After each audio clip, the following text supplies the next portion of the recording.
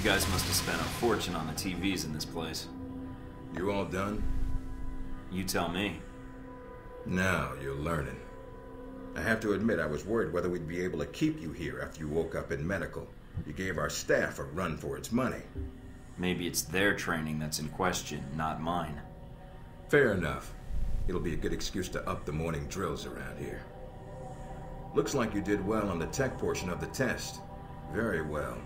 Past Darcy's bitching, there's some real compliments in here if you look at the numbers. Mina's report on your weapon skill was impressive. In fact, I think you outperformed many of the guards, and it's your first day. What can I say? Top of my class at the academy, if you read my charts. You did read them, didn't you? Oh, I did. It was hard getting through the pages detailing your overconfidence. Well, as long as you read the charts, that's all that matters. I'm a little surprised Mina was paying attention to my firing skills at all, actually. Careful. If you get any more full of yourself, not even this facility will be able to hold your ego. And here's a surprise, a positive evaluation from Parker. On the numbers side as usual, but he actually took the time to write a sentence. He did? What was the sentence? You may have been right about this one, Westridge. For Parker, that's high praise, assuming you don't let us down, Mike.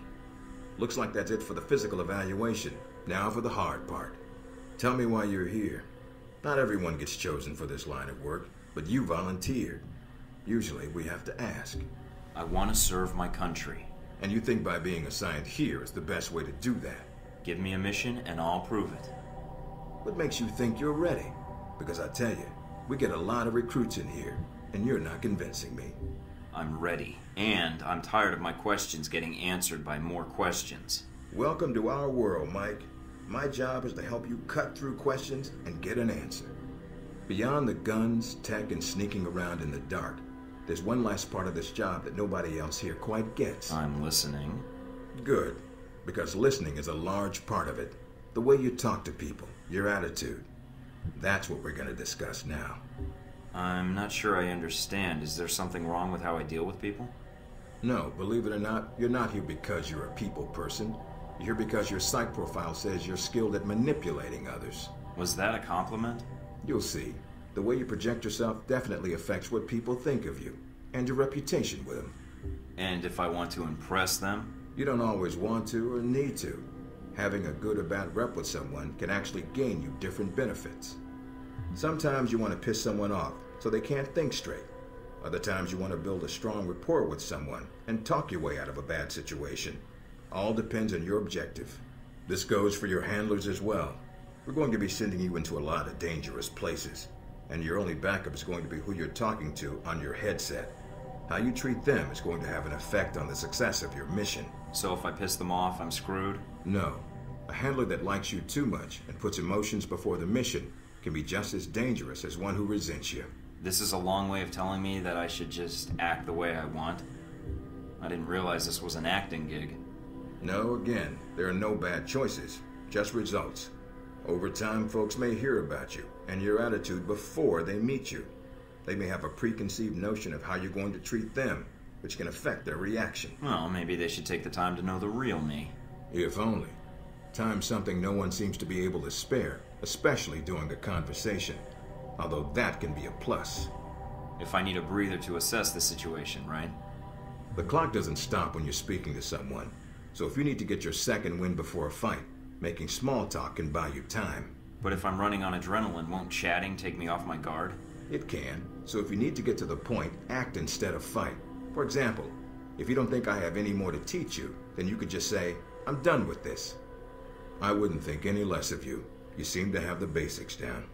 And if they're a target, why talk to them at all? Sometimes it is better if you shoot first. Still, approaching someone to talk to them can allow you to get the drop on them if you get close enough to strike.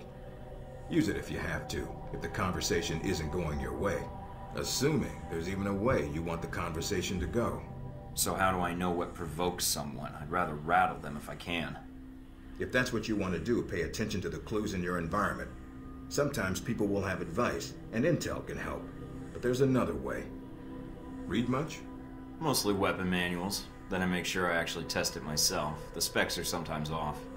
There's a host of information out there through dossiers, email, and other documents that represent total research others have collected on a target, organization, or operation. And what does that get me, exactly? Sometimes you'll spot obvious triggers. People who don't respond well to smartasses, like me. Others who respect loyalty, duty, a professional approach.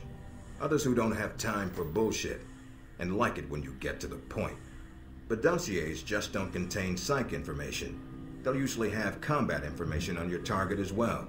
What side they favor, any past injuries, common weapons or tactics they use. Some of it blunt, some of it subtle. But if push comes to shove, it can give you an edge in combat. The more you've done your homework, the more vulnerable they'll be. Makes sense to me. I'd rather get a firefight over with as quickly as possible. Amen to that. Our records are complete, so use them when you have downtime. You have dossiers on everyone here? Yep, if you can dig them up. You might learn a few things.